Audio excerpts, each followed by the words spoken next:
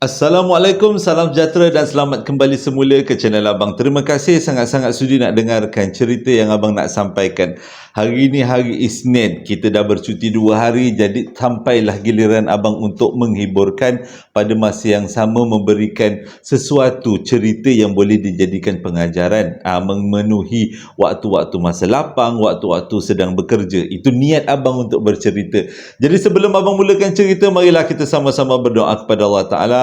Semoga Allah panjangkan umur, murahkan rezeki, berikan kesihatan yang baik untuk kita semua, permudahkan segala urusan kita dunia dan di akhirat, dan semoga Allah memberikan syurga buat mak ayah kita, juga memberikan keamanan untuk kita satu dunia dan memberikan umur yang diberkati. Dan tanpa membuang masa lagi, Abang akan mulakan cerita kali ini dengan A'udzubillahi minasyaitonirrajim. Bismillahirrahmanirrahim. Allahumma salli ala Sayyidina Muhammad wa ala ali Sayyidina Muhammad. Untuk cerita kali ini sebenarnya agak sensitif sebabnya ia melibatkan bangsa dan agama. Jadi abang cuba untuk ceritakan sebaiknya, dan yang penting adalah intisari daripada cerita, hikmah-hikmah daripada cerita yang abang nak sampaikan. Cerita ini berlaku pada tahun 2012, diceritakan kepada abang oleh seseorang yang bernama Syamsul terbalik, dan berlaku dekat negeri Kedah. Itu clue yang pertama. Okey, ceritanya bermula bila Samsul pada tahun 2011 dia berkenalan dengan seorang perempuan yang namanya Siti, dan perempuan tu adalah antara perempuan yang baik dan cantik yang dia pernah jumpa. Kerana Siti ni adalah anak gadis yang memang jarang-jarang terdedah dengan dunia luar. Kebanyakan daripada masa dia akan bersama dengan keluarganya di dalam sebuah kampung. Sebenarnya pertemuan di antara Samsul dengan Siti adalah satu pertemuan yang tidak dijangka. Pertemuan diaturkan oleh kawan. Adalah kawan yang beritahu, yang mengatakan dekat kampung ni ada seorang budak perempuan cantik, perangai bagus, boleh jadikan isteri. Jadi bila Samsul pergi jumpa, tengok, memang cantik orangnya. Masih lagi tidak disentuh dengan teknologi terkini. Abang nak cakap macam tu ke? Masih lagi terpelihara. Dia punya ketimuran dia. Jadi bila pertama kali tengok, rasa seronok, rasa teruja dan berkenalan lah. Jadi disebabkan Siti ni memang pada waktu tu bukanlah di kalangan anak orang yang terdedah dengan teknologi sangat. Ya. Keluarga dia masih lagi ada telefon, handphone. Cumanya yang telefon itu dipunyai oleh keluarga, ataupun lebih tepat lagi telefon rumah dan juga mak ayah. Jadi dengan kata lain, Siti ni memang bekerja sebagai bukanlah bekerja kampung, tapi hidupnya di kampung. Dipenuhi dengan hidup cara hidup orang-orang pada tahun itu di desa, di sebuah desa di negeri Kedah. Jadi selepas berkenalan, rasa macam cocok, rasa macam sesuai, kata Syamsul, dia pun meminanglah si Siti. Jadi adalah banyak proses-proses untuk meminang dengan si Siti ni, sebab bukan sesuatu yang mudah kerana mereka berada dalam latar belakang yang berbeza. Itu adalah clue yang kedua abang bagi. Abang tak boleh nak sebut secara detail dan tepat, takut nanti ialah benda-benda sensitif nanti kan.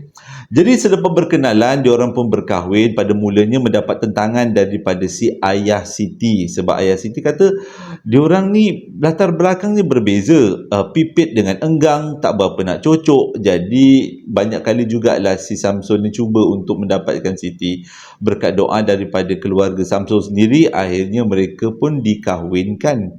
Cumanya perkahwinan mereka tidak dapat dilangsungkan dengan keadaan yang begitu meriah kerana masih lagi mendapat tentangan daripada keluarga Siti. Tapi berkat doa daripada semuanya berjalan lancar.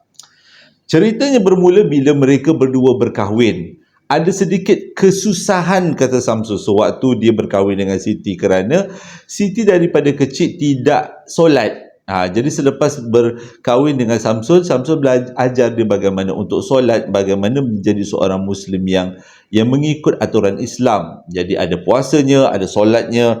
Banyaklah benda-benda yang bukanlah terpaksa, yang perlu Samsul ajar kepada Siti supaya Siti amalkan. Sebabnya daripada kecil Siti tidak diajar untuk melakukan perkara-perkara yang berkaitan dengan agama Islam. Jadi itu bukan menjadi masalah yang besar, kerana setiap kali mereka ada ajak bersama-sama nak buat ibadah, selalu dipermudahkan. Cumanya Semakin lama mereka mendalami agama, kata Samsul, dan semakin itulah Siti semakin dalam keadaan yang tidak berapa sihat. Bila hari tu diajak semayang, bagi macam-macam alasan. Padahal pada awal kahwin, dia seronok aja nak buat ibadah. Tapi lama kelamaan dia malas semayang, dia malas mengaji. Lepas tu dia bagi macam-macam alasan. Antara alasan yang dia bagi sewaktu dia suruh untuk beribadah adalah mengantuk, panas, tapi kebanyakannya lebih kepada panas lah. Dia kata setiap kali dia semayang, badan dia akan rasa macam terbakar, akan rasa macam tak tentu arah. Jadi itu menjadi alasan untuk dia tak semayang. Mula-mula Samsul ingatkan apa yang dirasai oleh Siti ni adalah satu benda yang normal, sebab nak cakap malas macam tak sedap pula. Sebabnya dia tak biasa. Tapi disebabkan dah terlalu banyak kali kerap sangat, sampai puasa pun dia rela nak tinggalkan, puasa wajib. Jadi menjadi satu masalah besar pada Samsul. Dia masih lagi tak terfikir tau, itu semua ada cerita di sebaliknya. Jadi lepas setahun tu, tahun 2012, akhirnya Siti mengandung anak pertama mereka berdua. Samsul memang sangatlah gembira bila Siti mengandung, dapatlah dia menyambung zuriat keturunan dia. Cumanya selepas bini dia mengandung, makin teruk dia punya alasan. Makin tak nak semayang, makin tak nak solat, dan makin tak nak puasa, dan juga tak nak mengaji Quran. Alasannya adalah setiap kali dia mengaji, dia bersolat, dia akan jadi panas, dia akan jadi rimas, dan seperti ada orang yang menghalang dia untuk buat benda-benda macam tu. Tapi Samsul sebagai seorang suami yang berpegang kepada ajaran agama, dia memang bagi kekuatan lah kepada si Siti tu untuk terus belajar, untuk terus bersolat, mengaji. Walaupun macam tu, dah banyak kali jugalah si Samsul kata dia bercerita tentang agama-agama, cerita tentang sejarah-sejarah, sirah-sirah Nabi, tetap juga belum lagi berjaya membuka hati isterinya secara penuh-penuh untuk mengerjakan ibadah sebagai seorang Muslim. Kandungan semakin besar, semakin sarat, dan semakin tu juga Siti ni suka mengidam benda yang pelik-pelik gitu. Antara benda yang dia mengidam yang membuatkan Samsul rasa tergaru-garu kepalanya ialah dia nak makan katak. Abang tak pernah cakap sangat sebab yelah, kita pun ada banyak budaya, banyak bangsa kan. Jadi sewaktu mengidam nak makan katak itu adalah pelik. Disebabkan tu Samsul tak ikutkan bini dia. Dan bila dia tak ikut apa yang bini dia nak, bini dia mengamuk. Bini dia akan memaki hamun, buat benda yang bukan-bukan. Kadang-kadang buatkan Samsul satu hari tu rasa stres. Tapi Samsul tak terfikir tau, benda ni sebenarnya ada cerita sebaliknya. Ada 2 kali abang cakap sini. Jadi bila dah mengidam pula pelik-pelik, Samsul tak ceritakan benda ni kepada ayah dengan mak mertua dia, sebab dia tak nak ayah dengan mak mertua dia susah hati. Begitu juga dia tak ceritakan kepada mak dengan ayah dia, sebab benda tu dia rasa lebih baik dia simpan sebagai rahsia keluarga. Takkan nak cerita dengan orang, mak, saya punya bini mengidam katak mak. Takkan macam tu kan, kata Samsul. Samsul tak naklah adik-beradik dia pandang selek. Pandang selek tu bahasa abang, pandang serong pada bini dia. Okey, jadi dipendekkan cerita, pada hari bini dia nak bersalin, waktu tu Samsul bawalah bini dia pergi hospital. Mula-mula doktor buatlah, Samsul ada dekat di samping bini ni. Samsul buat, doktor buatlah macam-macam usaha. Mula-mula katanya ada bukaan, tapi lama kelamaan bukaan tertutup. Doktor dah makin cuak, sebabnya tadi nampak macam nak bersalin. Kalau tengok daripada gerak jantung, macam-macam ujian dilakukan kepada Siti, nampak macam nak bersalin benar, tapi tak bersalin-bersalin. Mula-mula masuk dalam bilik bersalin, selepas 2-3 jam tak bersalin, tapi dia sakit tak boleh nak cakap ni. Bawa keluar ke ward, keluar masuk daripada ward biasa ke dalam ward tempat theater room, tempat bersalin tu, keluar masuk, tetap juga Siti ni tak bersalin-salin. Jadi doktor ni cakap, ini dah lain macam. Doktor kata kita kena buat caesar, belah perut supaya nak keluarkan baby, untuk mengelakkan daripada baby ni lemas. Jadi pada waktu tu bini dia cakap nanti dulu, dia cuba untuk kali yang terakhir, dia cuba untuk bersalin secara normal sebelum dibenarkan doktor untuk belah perut dia. Jadi pada hari waktu tu Bila dah bini dia betul-betul sakit, dibawalah masuk dalam theater room tu, masuk dalam ward bersalin. Bini dia punya teran. Kata Samsul, memang bini dia cuba meneran, mengeluarkan baby. Tapi yang jadi susahnya adalah jalannya tak ada. Sampai doktor buat macam-macam cara tapi tak muncul. Jalannya kecil je. Tak boleh untuk keluarkan baby. Waktu tu juga doktor kata ini dah tak boleh jadi. Ini kena juga dibelah perutnya. Bini dia kata tahan dulu. Dia suruh Samsul telefon bapa kepada perempuan ni. Jadi Samsul ni keluar daripada ward, dia telefon bapa dia, bapa mertua dia. Dia beritahu bapa mertua ni, Siti nak bersalin ni bah, macam mana bah ni, dia tak boleh nak terkeluar ni tapi dah tak ada jalan. Dia cerita semuanya. Lepas tu bapa dia cakap, macam ni, kau jangan gelabah, dia kata. Ni bapa ajar ni, kata. Bapa ajar, ikut apa yang bapa cakap ni, lepas tu kau beritahu pada Siti. Ya, baca benda ni, baca ayat ni supaya memudahkan bersalin. Jadi waktu tu Samsul dah dalam keadaan kalang kabut. Dia kata dia pun dengarlah apa yang bapak dia cakap. Apa yang bapak dia ucap tu mula-mula macam tak masuk akal. Bunga tanjung, bunga mawar, bunga mawar, bunga tanjung, kembanglah dikau, gitu. Mula-mula Samsul ikut sebab dia ingatkan benda tu macam ayat-ayat suci Quran ke apa benda kan. Tapi bila dia baca benda tu berulang, ini mentera. Jadi dia cakap dengan bapak dia, bah ni mentera bah. Saya Islam, saya tak boleh ikut benda ni, dia kata. Tapi bapak dia cakap, ikut aja, baca je, tak ada dah. Kita dah darurat. Terpaksa juga ni. Ini sepatutnya dia kata, Siti tahu tentang ni. Tapi mungkin dia dah lupa. Sebab maklumlah dia dah ikut engkau, semayang, puasa, jadi dia dah lupa benda ni. Jadi waktu tu dalam keadaan yang getir sangat-sangat untuk mengelakkan dia daripada perut Siti dibelah doktor. Jadi si suami dia, si Samsul ni tadi bacalah, hafal apa yang diajarkan oleh si ayah mentua tadi. Bila masuk dekat dalam bilik bersalin semula, lepas tu Samsul bisikkan apa yang bapak dia ucapkan tadi ke telinga Siti. Bila dengar apa yang bapak dia ucapkan, Siti terus macam ingat semula. Macam seolah-olah orang yang terlupa tiba-tiba teringat balik apa benda yang diajar. Dan Siti ikut apa yang bapak dia pesan. Lancar, banyak kali. Dalam 3-4 kali, tiba-tiba satu keajaiban berlaku. Bila pintunya terbuka. Nanti kalau anak-anak mana yang tak jelas, boleh tanya dengan mak-mak pintu tu apa. Jadi pakcik tak boleh nak jelaskan sangat. Okay. Jadi bila pintu terbuka, terus lancar bersalin. Bila dah bersalin, dah keluar, gembiralah, semua dah gembira. Cuma Samsul kata, dalam kegembiraan tu, dia rasa ada benda salah yang dia dah buat. Dia mengajar bini dia untuk membaca mentera. Yang mana mentera tu dalam agama Islam adalah sesuatu yang tidak baik. Tidak bertentangan daripada ajaran Islam. Jadi kalau bangsa lain, agama lain, mungkin caranya lain kan. Tapi dalam agama Islam memang tidak dibolehkan membaca mentera. Jadi bila dah habis-habis bersalin, dah diazankan, dapat pula anak lelaki, kata Samsul, dah siap bersalin, selang sehari bini dia pun balik ke rumah. Bila dia balik dekat rumah tu, tak lama lepas tu bapa mentua dia datang. Dia sebenarnya tak jemput pun bapa mentua dia, sebab dia kata dia memang cadangnya nak minta tolong emak dia untuk jaga si Siti.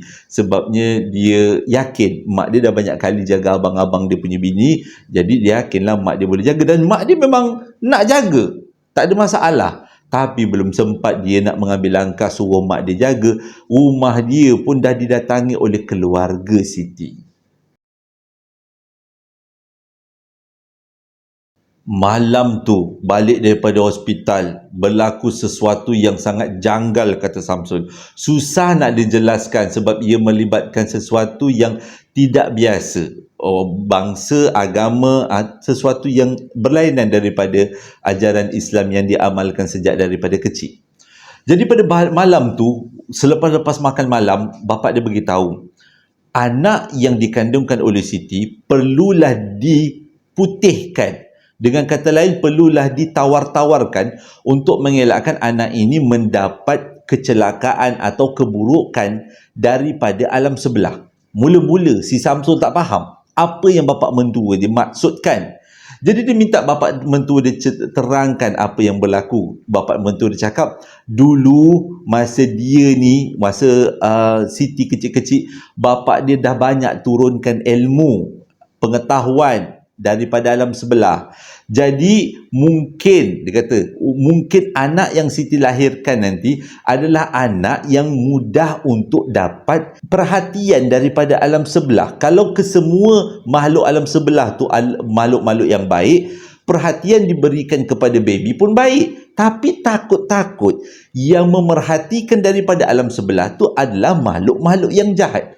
Jadi si bapa ni tadi perlu melakukan sesuatu, lebih kurang macam upacara ritual untuk mengelakkan si anak ni daripada mendapat perhatian makhluk jahat. Mula-mula kan si Samsul bila dengar bapa dia mentua dia cakap macam tu, memang dia terfikir ini dah lain daripada ajaran Islam. Dia cakap dengan bapa dia tak boleh, sebab dalam ajaran Islam tak dibenarkan untuk buat benda-benda macam ni. Bila dah ada kaitan dengan keluarga ni, kata Samsul, jadi susah tau. Jadi susah. Jadi bila dipikir-fikirkan, tak apalah, bila dia dah halang, kata bapak dia jangan bapak dia, tapi bapak dia tetap juga nak. Dia kata ini untuk mengelakkan daripada benda lain, benda makhluk alam sebelah tu cuba mengganggu cucu aku. Dia kata ini cucu aku. Oh, lupa abang nak beritahu di awal cerita, bapak dengan emak kepada Siti ni adalah bomoh besar dekat Kedah. Itu je abang boleh bagi hint sikit. Jadi bila dah diberkeras-keras macam tu, Syamsul pun bagilah, tak kisahlah abah, kalau boleh jangan buat dalam rumah, sebab rumah ni tempat saya solat, buat luar rumah. Tapi okey je, tak ada masalah. Si ayah ni pun dengan mak mertua, bapak mertua dia pun, bila dah dapat kebenaran daripada Syamsul, dibukalah table, meja dibukalah, dipersiapkanlah peralatan-peralatan untuk mendoakan si cucu supaya dalam keadaan yang aman. Jadi bila dah siap semua, dibuatlah, dibaca-bacanya segala macamnya. Waktu tu Syamsul serahkan kepada Allah Ta'ala lah. Dia kata dia pun tak tahu macam mana nak menghalang. Dia menghormati cari hidup bapa dengan mak mertua je. Dan cuma dia kata dibuat di depan rumah, tidak di dalam rumah. Sebab itulah dia kata benda yang susah sikit nak dijelaskan. Jadi dia kata lepas upacara tu selesai, lebih kurang tak lama, dia kata lebih kurang sampai pukul 2 pagi, daripada pukul 12 malam sampai pukul 2 pagi. Selesai upacara, kemas-kemas semua, dia orang pun tidur lah. Apa yang Syamsul ingatkan, maksudnya apa yang Syamsul fikirkan, benda ni adalah tak ada kaitan pun dengan alam sebelah tu, salah. Tengah-tengah malam tu, kata Syamsul, lebih kurang pukul 2, lebih pukul 3, baru-baru dia nak melelak-lelak mata tu, dia dengar macam ada kuda-kuda yang berkeliaran, meloncat-loncat, ditunggangi di sekitar rumah. Ayat dia macam tu. Dia dalam rumah, dia tengah tidur, tiba-tiba dia dengar macam ada benda berlari tau dekat keliling rumah. Mula-mula diingatkan budak-budak, tapi fikir-fikir balik, mana ada budak pada pukul 3-4 pagi. Siapa pula yang mengeliling-ngeliling rumah ni? Padahal rumah dia ni rumah teres je, tapi dengar benda tu berkeliling-keliling rumah. Jadi mula-mula dianggap benda tu setakat mainan tidur. Jadi bila dia fikir-fikir, dah 2-3 minit lepas tu, tetap juga ada bunyi kuda melintas, kuda mengeliling-ngeliling rumah ni. Jadi dia berasa macam tak sedap hati. Dia pun buka tingkap depan kan, dekat bilik, nak tengok sebenarnya apa. Memang betul, dia nampak ada ramai orang yang berkuda mengelilingi rumah dia.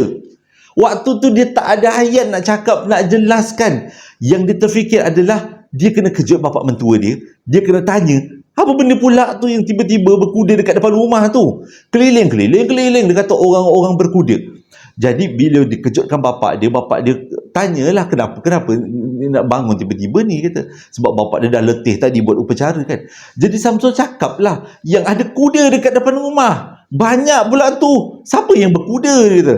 Jadi bapak dia pun bangun tengok, dia kata, wah. Bapak dia cakap itu adalah makhluk alam sebelah yang menolong keluarga ni supaya tidak, baby tu yang masih lagi harum tu tidak diganggu oleh makhluk-makhluk alam sebelah. Terkeruk kepala Syamsul.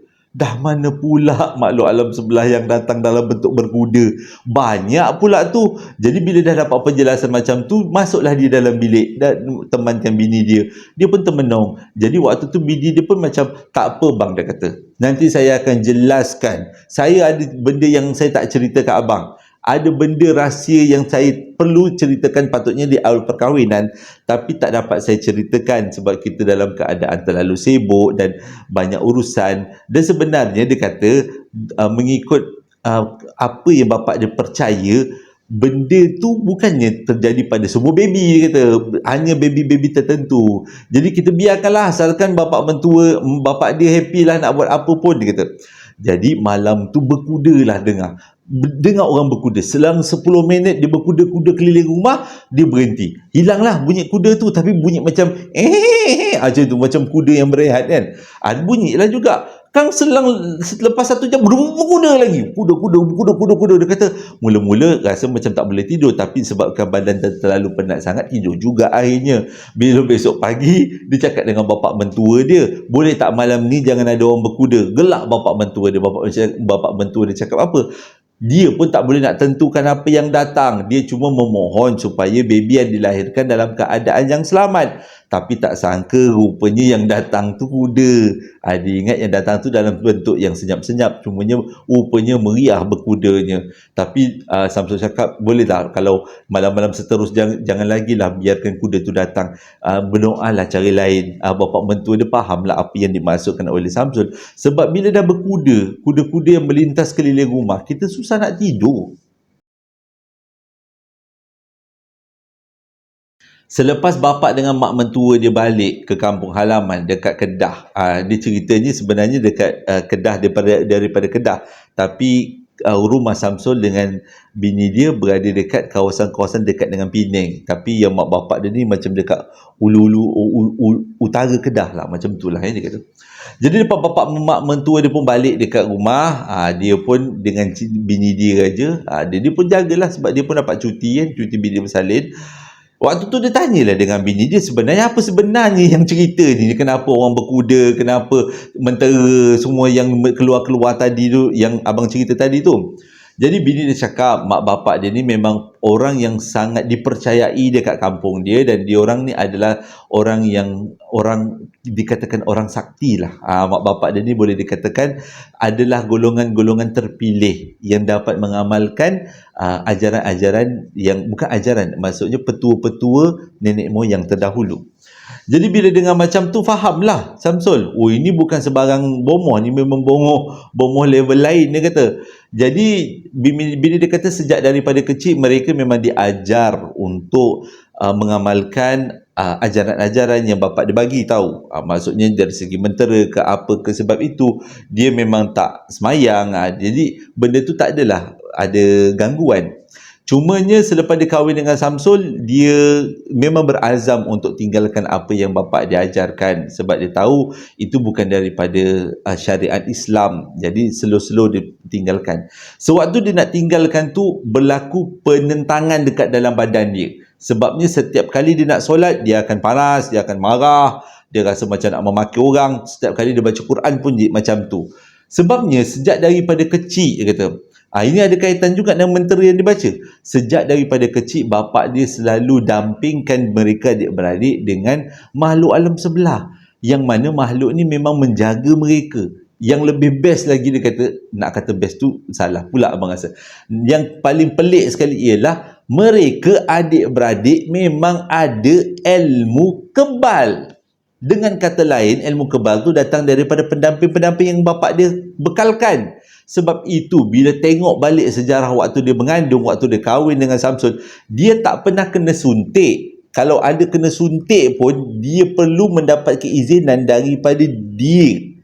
Jadi pada waktu dia bersalin tu, sebenarnya dia patut baca mentera tertentu untuk memberi keizinan orang suntik atau orang belah perut. Tapi waktu dia tengah bersalin tu, dia dah lupa. Dia tak ingat apa-apa. Dia rasa dia cuba untuk ingatkan tapi tak jalan, tak jadi. Jadi dia kata waktu tu struggle. Sebab itu dia suruh Samsul telefon ayah, supaya ayah tu beritahu, ingatkan apa mentera yang membenarkan dia untuk tidak kebal. Ayat tu macam tu. Kalau dia selagi dia tak baca ayat tu, dia akan sentiasa kebal. Cumanya kalau dia dibacakan ayat tu, barulah dia punya kekebalan akan terputus. Tapi itu bersifat sementara. Sebab itu waktu dia bersalin, dia punya jalan tak terbuka. Sebab dia memang mengamalkan ilmu kebal yang bapak dia amalkan, yang bapak dia bagikan. Dan dia terlupa mentera pemutus kebal. Sebab itu bila bapak dia Samsul bisik kat telinga, dia terus ingat. Sebab dia memang hafal benda tu sejak daripada kecil. Dia kata, tengah lah Samsul dengar. Lah, bini aku ada ilmu kebal rupanya. Nak juga dia kata, kita try nak toreh awak punya tangan. Tapi bila dia kata, kita kan dah berjanji untuk mengamalkan ajaran Islam dengan baik. Jadi benda tu lebih elok lah kalau diputuskan, dihilangkan. Cumanya dia mengambil masa terutama tentang ilmu kebal. Jadi selepas anak dia pun dah sihat semua dan Samsul pun minta lah bini dia supaya buanglah ilmu kebal, dan dia berjumpalah dengan mak bapak mertua dia. Mak bapak mertua dia faham yang Siti ni memang kena ikut cakap suami, yang kena buang. Kalau suami kata buang ilmu kebal, buang ilmu kebal. Jadi waktu tu adalah beberapa upacara yang dilakukan supaya Siti ni putus dengan ilmu kebal ni. Walaupun bapak dia kata lebih baik kan ada ilmu kebal, dia kata nanti kalau kata macam kemalangan ke, kau tak adalah cedera teruk sangat. Tapi selepas mendapat penjelasan daripada Siti sendiri yang mengatakan Siti memang kena ikut Samsul, kena ikut pegangan Samsul, fahamlah si ayah yang ilmu kebal tu tak boleh nak diberikan kepada Siti lagi. Jadi selepas beberapa upacara, akhirnya putuslah Siti dengan ilmu kebalnya dan dia berhidup macam biasalah. Sekarang dia dah tidak kebal lagi. Mengikut kata Samsul, bini dia dah tak kebal lagi. Dulu dia kata awal-awal kahwin terhiris pisau tak ada apa-apa, setakat nak potong-potong buahan. Adalah bini dia akan rasa sakit, tapi tengok dekat tangan, tak ada pun. Rupanya selama ni bini dia ada ilmu kebal. Pelik ceritanya, tapi bagus untuk kita jadikan iktibar.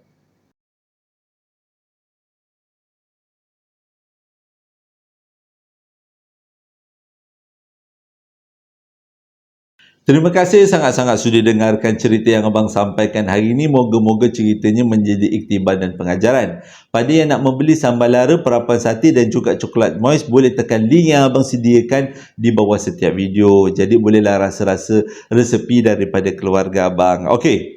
Ucapan yang pertama datangnya daripada Hafizi Mu'id. Dia nak ucapkan selamat hari jadi buat abang dengan adiknya.